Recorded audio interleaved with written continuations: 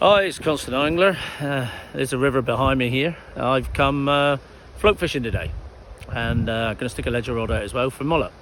So yesterday I was BFS fishing for mullet, for thin lips. Today I'm after thick lips. If I hadn't said already, look how peaty that water is.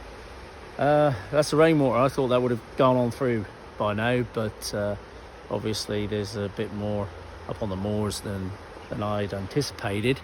So what I'm going to do is stay on this stretch, whereas I was going to go for a big wonder and head upriver where some big mullet can lie, but not in this peaty water, I don't think. There'll be less influence of this peaty water as the tide comes up. So I'm hoping the fish will sort of stay down here a bit more,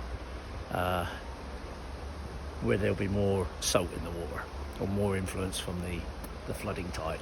So let's give it a go. I've mixed up some mashed bread, so it's a bread that I wetted in the net, and then got in my nice new collapsible bait bucket. I'll try something else today. Like I said before, fish oils are great, any sort of fish oil, salmon oil, whatever. This is liquid pellet, so it's 100% pure fish oil. So it says it's from Bait Tech. I've fished with their stuff before because I'm a carp angler as well. You might see me do that sometime. And it was cheap, it's $3.50, so it was a lot cheaper than the dynamite stuff, the smoked salmon that seemed to be working, but I know this will work as well.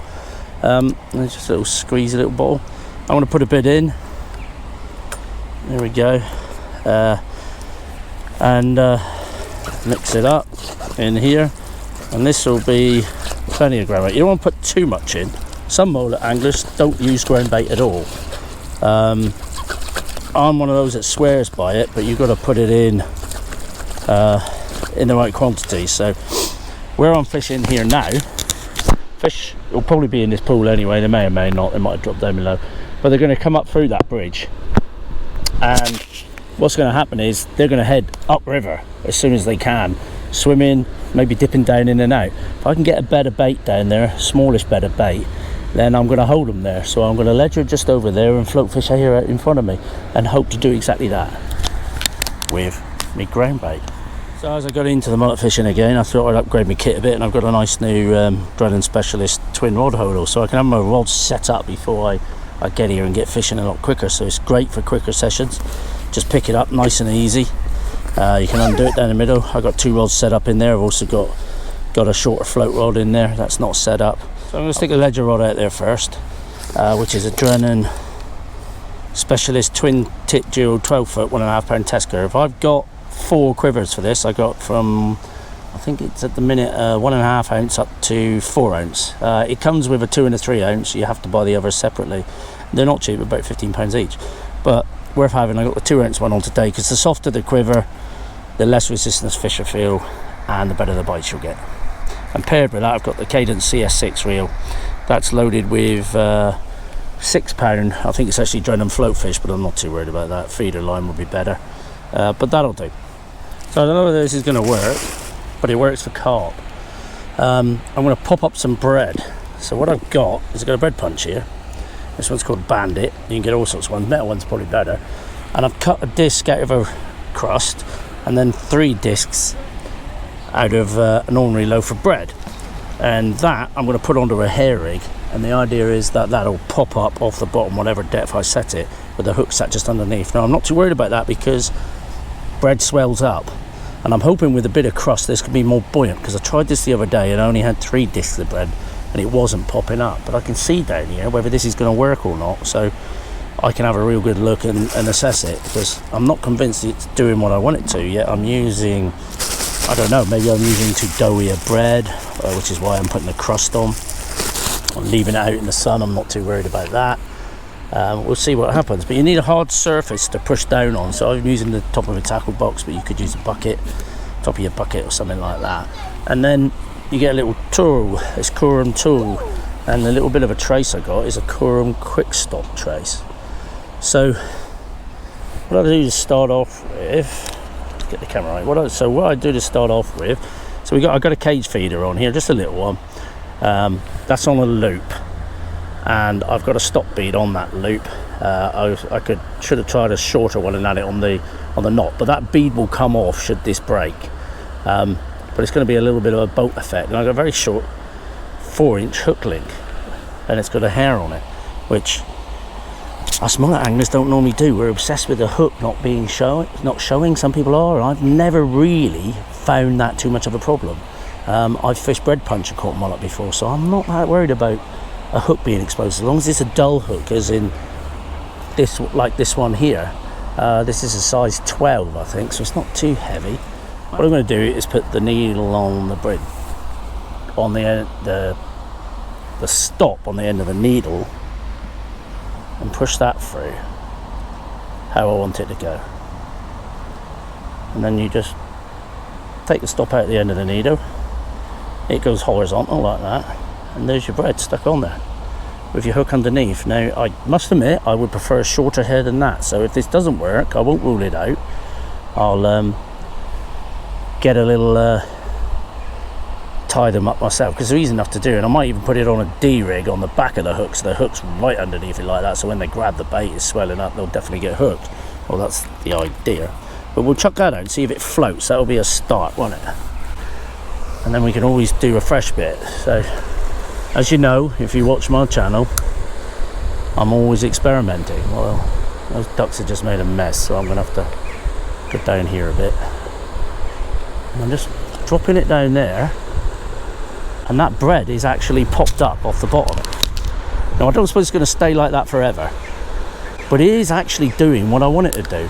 And if I was float fishing, that's sort of the depth away from the bottom I would be, an inch or two, or just dragging it. So that's really good to see. Now, I'm not convinced this is doing what you think it is, carp boys, not for long anyway, but I'm probably doing something wrong, but I'm doing exactly what I've seen on some videos.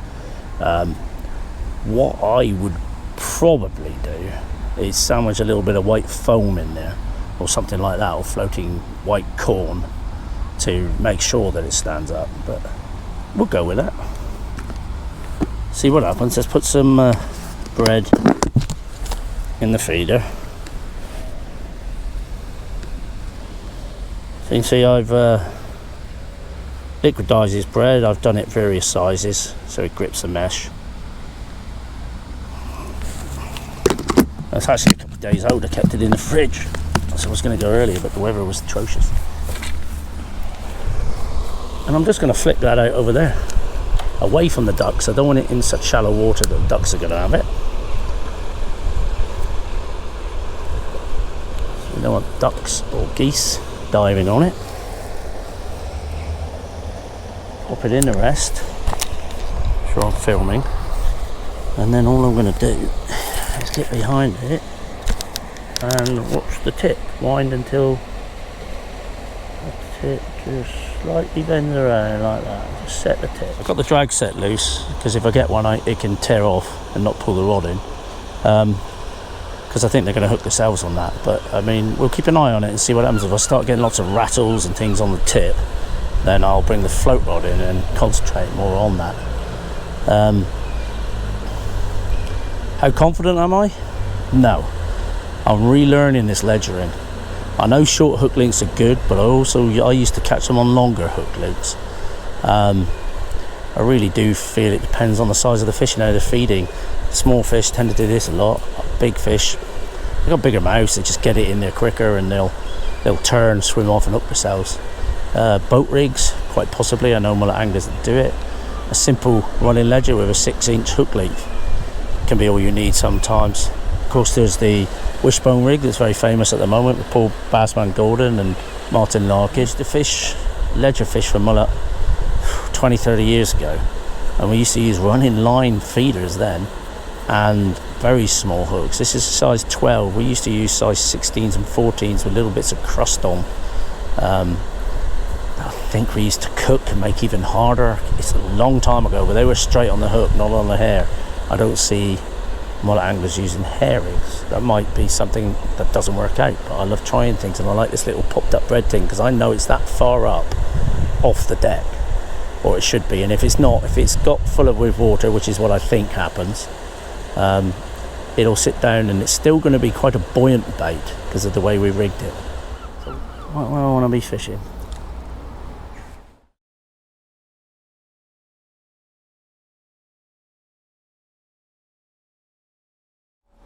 I'm going to struggle to see that float in that scum line, I expect now.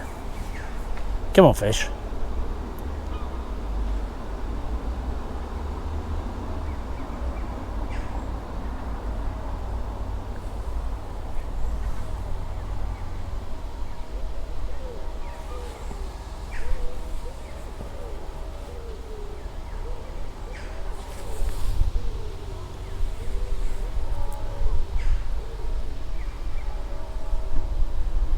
Go on, smack under.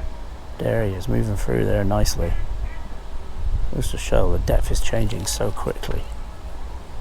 Go on. We've done our experiment and we've not had success. The bait's staying on, which I suppose is successful. So the bread, the popped up bread, stays on the hair. It's just not doing much. So what I'm going to do is bite the hair off. Right, now I'm left with just the hook, so a size 12 hook, which I'm going to put some bread around, just like we do normally. Still living in hope. So I'm just going to put that on the same, but I'm going to pinch up the top and then lightly pinch around the edges to trap a bit of air in there.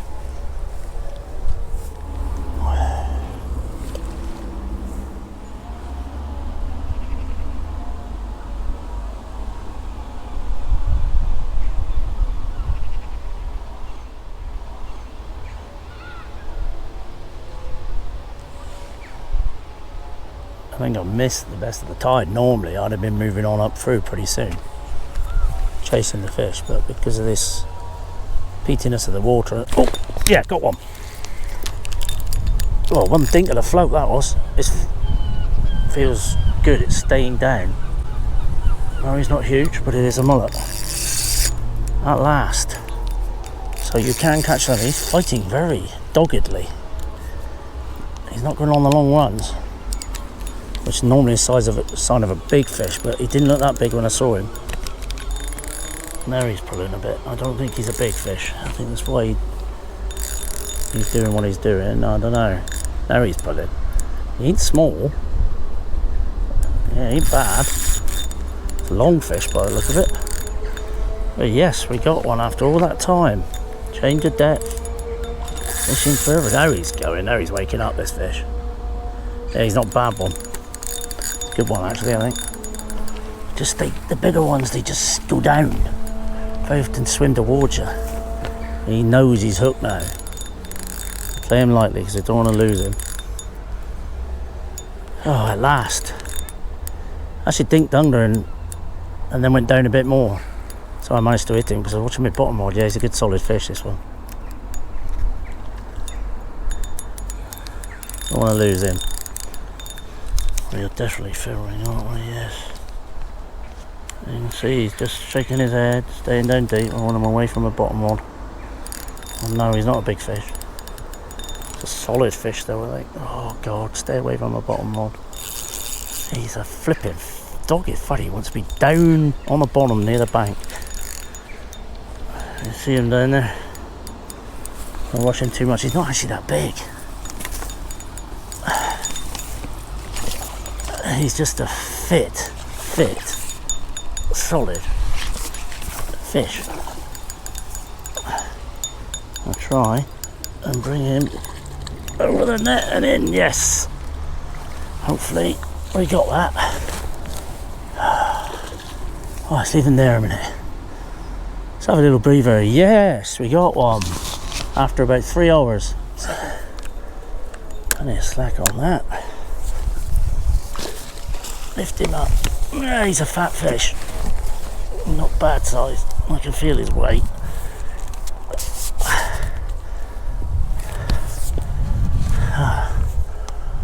One fish down. Yeah, this fish is probably a good 3 pound, I think.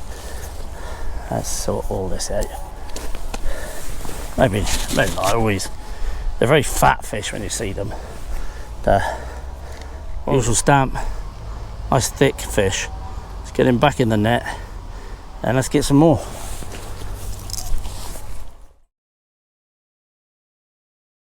There he is. Hopefully let's let him recover.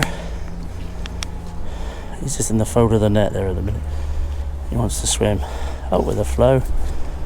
I'll just, there he is, off he goes. Mullet from Peaty water. Good solid fish too. Oh, excellent stuff.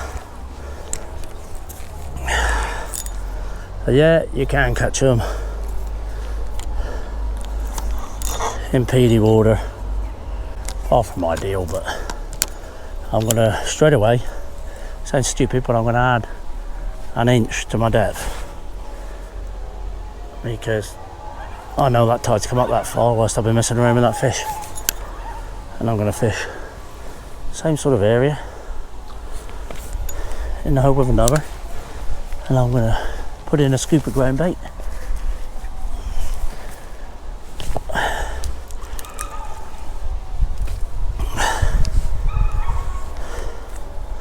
Come on, then we might get another now. You see, there's not too much though, because that ground bait's going almost straight down. Oh, he fought that fish.